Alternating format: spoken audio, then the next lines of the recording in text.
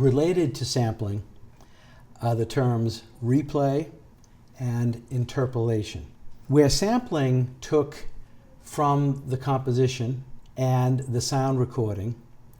Replay wants to not take the sound recording. What you want to replay is the melody, for example, that was in a sound recording. Not copy it, not sample it. So replay and interpolation mean the same thing. They're used interchangeably. So what replay and interpolation do, they will always certainly avoid the problem of sampling, because instead of sampling the music, you're going to re-perform the music. It's less of an issue. You're not involved anymore with taking two copyrights.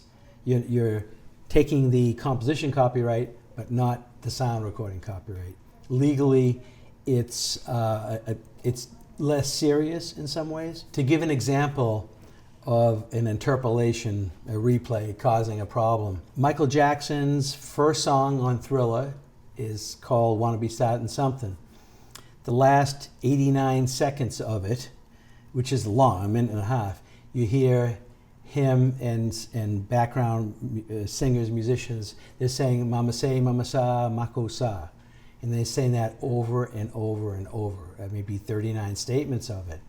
And if you didn't know where it's from, it's Michael Jackson's Wanna Be Startin' Something. However, it's from an African artist from Cameroon named Manu Dibango, his song Soul Makasa, which was a hit in 1979. It's a well-known song, and I think what Michael Jackson wanted to do was take the snippet of it, just take a little portion of it and repeat it over and over. So he didn't sample it. What he did was re-perform it. He played it over and over. And again, it was, I think, 39 or so statements of mama say, mama sa, mako sa. And he did it that often and did not ask permission. And Manu Dibango, as you would expect, did sue and did win. If you're going to take something from someone else, he's not taking the sound recording, so that part's good, that's less of a problem. But if you're going to take someone's a portion of their composition, it's best to limit it. Maybe in the realm of fair use, it could be much, much shorter. Instead of repeated 39 times, maybe twice, there's something different. With that same song, Soul Makasa and the Mama Say, Mama Sa, Mako Sa, the Black Eyed Peas wanted to throw just that line into a song of theirs called Clap Your Hands. It was so brief. It was Mama Say, Mama Sa, Mako Sa. And they even said it differently. They articulated it. They stretched it out a bit. It was a lot different than Manu Dibango's version or Michael Jackson's. And where Michael Jackson did it 39 times and did not ask for permission, the Black Eyed Peas just did it once. It takes place over 4 seconds or so of music.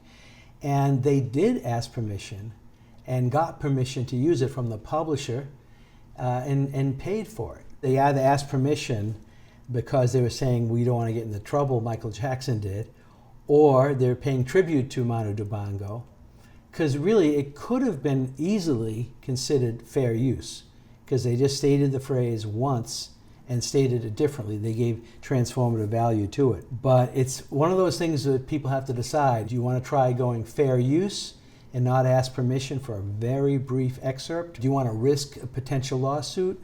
Or do you want to ask permission? But that's an important way of looking at the differences. Using it 39 times without permission, using it once with permission.